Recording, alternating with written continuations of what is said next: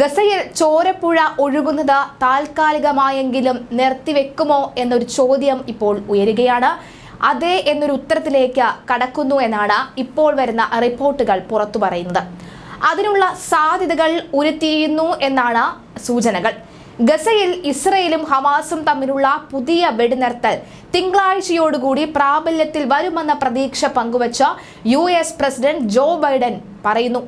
എന്റെ ദേശീയ സുരക്ഷാ ഉപദേഷ്ടാവ് പറയുന്നത് വെടിനിർത്തലിന് ഏറെ അടുത്തെത്തിയിട്ടുണ്ട് എന്നുള്ള കാര്യങ്ങളാണ്. എന്നാൽ പാരീസിൽ നേരത്തെ പ്രാഥമിക രൂപം നൽകിയ കരാറിലെ വ്യവസ്ഥകൾ പഠിച്ചു വരികയാണെന്നാണ് ഹമാസ് അറിയിച്ചത്. അതേസമയം കാര്യമായ പുരോഗതി ഉണ്ടായിട്ടില്ലെന്ന് മധ്യസ്ഥ ചർച്ചകൾക്ക് നേതൃത്വം നൽകുന്ന ഖത്തറും അറിയിച്ചു. പേര് വെളിപ്പെടുത്താൻ തയ്യാറല്ലാത്ത ഇസ്രയേൽ ഉന്നത ഉദ്യോഗസ്ഥരും ചൊവ്വാഴ്ച ഇക്കാര്യം സൂചിപ്പിക്കുകയും ചെയ്തു.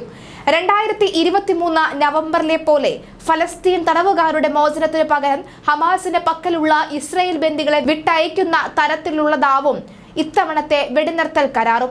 ഈജിപ്ത്, ഖത്തർ, US, ഫ്രാൻസ് എന്നിവയുടെ മധ്യസ്ഥതയിൽ ഇതിനുള്ള ചർച്ചകൾ പുരോഗമിക്കുകയാണ്. മാർച്ചിൽ റംസാൻ മാസം ആരംഭിക്കുന്നതിന് മുൻപായി 6 ആഴ്ചത്തെ വെടിനിർത്തൽ കൊണ്ടുവരാനുള്ള തിരക്കിട്ട ശ്രമമാണ് നടക്കുന്നത്. 40 ഇസ്രയേലി ബന്ദികളെ മോചിപ്പിക്കുന്നതിന് പകരം 400 ഫലസ്തീനികളെ വിട്ടയക്കുക എന്ന വ്യവസ്ഥയിൽ 6 ആഴ്ചത്തേക്ക് താൽക്കാലികമായി വെടിനിർത്തുന്നതാണ് കരാർ. ഇരുവിഭാഗവും ഈ ഘട്ടത്തിൽ പൂർണ്ണമായി ആക്രമണം നിർത്തുകയും ഇസ്രായേൽ സേനയെ ഗസയിൽ നിന്ന് തിരിച്ചു വിളിക്കുകയും വേണം. 19 വയസ്സിന് താഴെയുള്ള കുട്ടികൾ, 50 വയസ്സിന് മുകളിലുള്ളവർ, സ്ത്രീകൾ, രോഗാവസ്ഥയിലുള്ളവർ എന്നിങ്ങനെയാകും ബന്ദികൾക്ക് മുൻഗണന. നവംബറിലെ വെടിനിർത്തലിന് സമാനമായ ദിവസത്തിൽ 8 മണിക്കൂർ നേരം വ്യോമ നിരീക്ഷണം ഇസ്രായേൽ ഒഴിവാക്കും. ഗസയിലെ ഹോസ്പിറ്റലുകൾ, ബേക്കറികൾ എന്നിവ അറ്റകുറ്റപ്പണികൾ നടത്തുന്നതിനൊപ്പം തന്നെ ഇതിനാവശ്യമായ അവശ്യ വസ്തുക്കളും ഇന്ധനവും അനുവദിക്കും.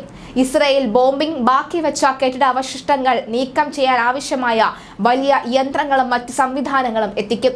ഇവ ഇസ്രായേലിന് ഭീഷണിയാകും വിധം ഹമാസ് ഉപയോഗിക്കില്ല എന്ന ഉറപ്പ് നൽകും. പ്രതിദിനം 500 സഹായ ട്രക്കുകൾ വീതം ഗസയിലേക്ക് കടത്തിവിടും. 60,000 കാരവാനുകൾ അടക്കം അനുവദിക്കും. വടക്കൻ ഗസയിലേക്ക് ഫലസ്തീനികൾക്ക് തിരിച്ചുവരവും അനുവദിക്കും. ആദ്യഘട്ട വെടിനിർത്തലിലേക്കാണ് ഈ വ്യവസ്ഥ. ശാശ്വത യുദ്ധവിരാമത്തിലെ വ്യവസ്ഥകൾ തുടർ ചർച്ചകളിലേക്കാകും തീരുമാനിക്കുക. ഖത്തർ തലസ്ഥാനമായ ദോഹയിൽ നടക്കുന്ന മധ്യസ്ഥ ചർച്ചകൾ ഹമാസ് ഇസ്രായേൽ പ്രതിനിധികളുമായി വെവ്വേറെയാണ് നടത്തുന്നത്. മാർച്ച് 10 തുടക്കമാകുമെന്ന് കരുതുന്ന റമദാൻ വ്രതാരംഭത്തിനു മുമ്പേ കരാറ് പൂർത്തിയാക്കാനാകുമെന്നാണ് പ്രതീക്ഷ. വിഷയത്തിൽ ഹമാസ് ഇതുവരെ ഔദ്യോഗികമായി ഒരു പ്രതികരണവും നടത്തിയിട്ടില്ല എന്നതാണ് വാസ്തവം.